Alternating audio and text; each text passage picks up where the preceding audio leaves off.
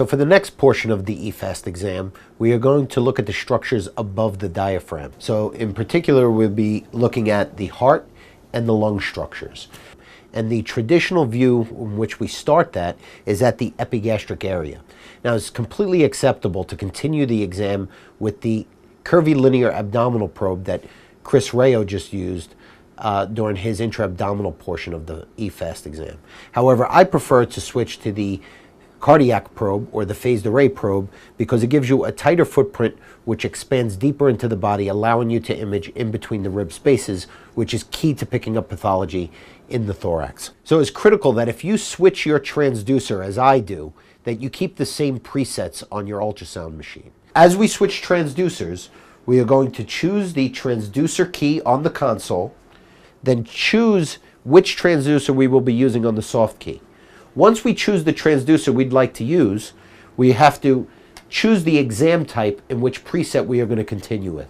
Here you can see a palette of presets that are programmed into the Z.one Pro, and we are going to use our trackball and then the select button to choose our eFAST presets. And then we're off and scanning.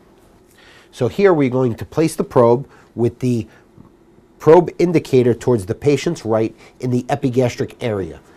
Hand positioning on the probe is critical to obtaining an accurate image here, as we are going to need to lay the probe down in a shallow angle, orienting towards the left shoulder of the patient and using the liver as an acoustic window to try to get that heart into view.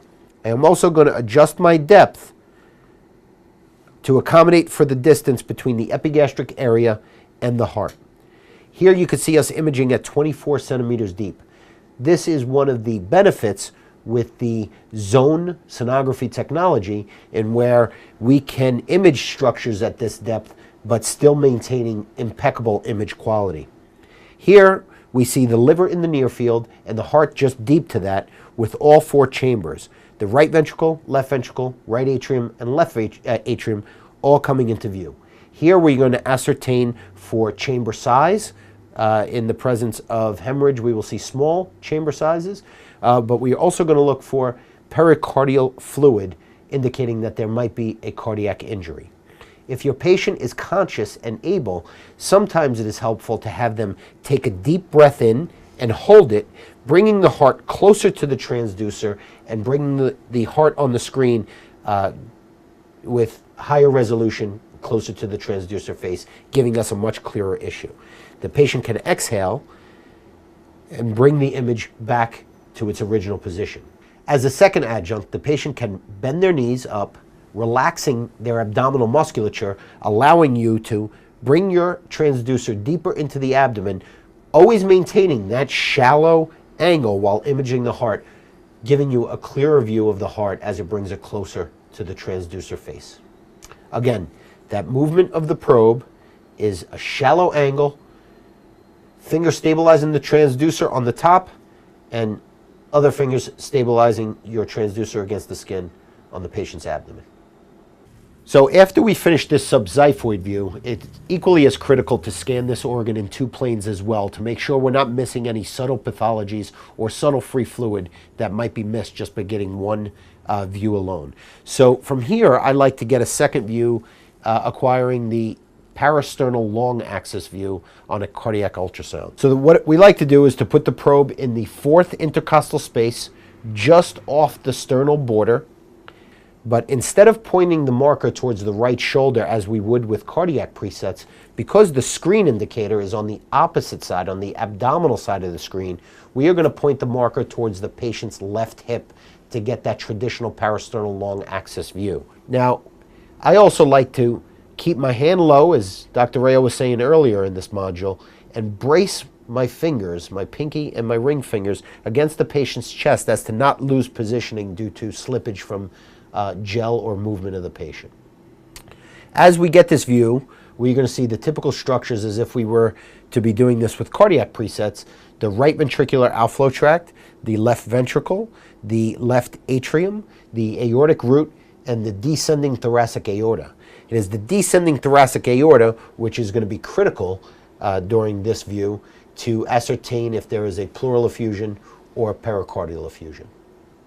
So from the parasternal long view, I like to slide to the posterolateral aspect of the thorax in the mid-axillary line in between a rib space to try to ascertain a little bit clearer if there is fluid in the pleural cavities. So from here, we'll have the marker pointed up towards the patient's head, and we will rotate our probe towards the anterior portion of the patient's thorax, the posterior portion of the patient's thorax, and then up towards the head and down towards the feet. It's these subtle movements in between the rib spaces that are going to allow us to ascertain if there is a pleural effusion or not. So from here, to continue with the same theory of searching for a pleural effusion, I like to go to the opposite posterolateral aspect, mid-axillary line, in between the lower rib spaces to scan through the lung parenchyma looking for a pleural effusion, scanning in between the rib spaces with subtle movements up and down, top to bottom, again looking for that pleural effusion in the mid-axillary line. So now for the extended portion of the eFAST exam, we are going to switch transducers again, which might not be exactly necessary every time. You might be able to image the pleura with the cardiac probe or the abdominal probe, but for better definition of the pleura, which is a more superficial structure, I prefer to use a high-frequency linear probe.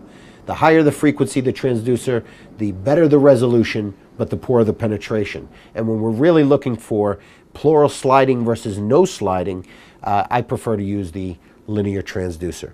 So once we have our linear transducer chosen and our exam type switched to either thoracic or superficial, we will go ahead and place the transducer longitudinally with the marker up towards the patient's head in the second intercostal space, trying to get two ribs with rib shadows into view and the pleural line was showing movement or no movement in between those two ribs and rib shadows.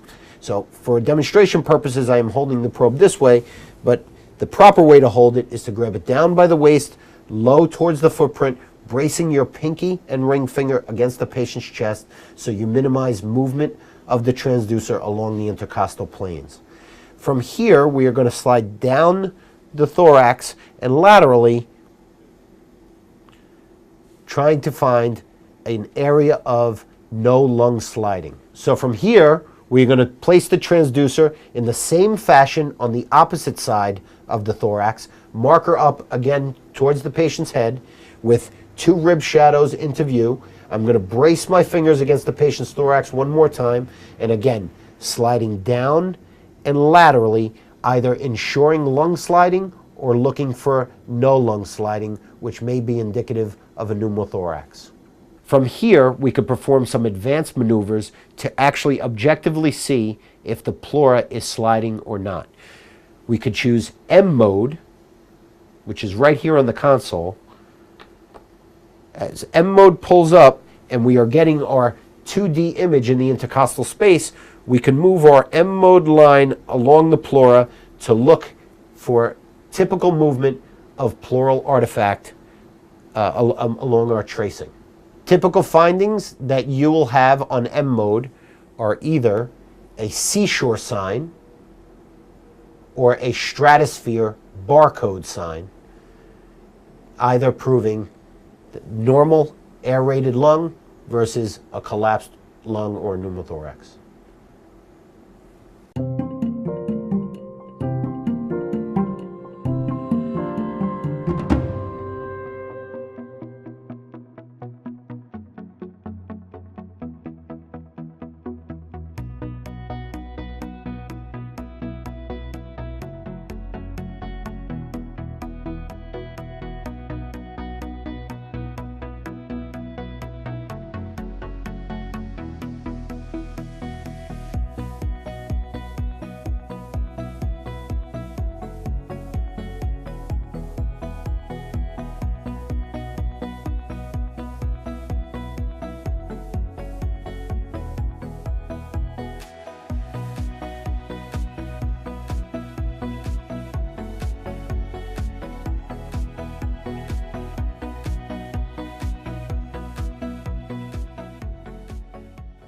Thanks for watching this brief Zonari educational video covering the eFAST exam.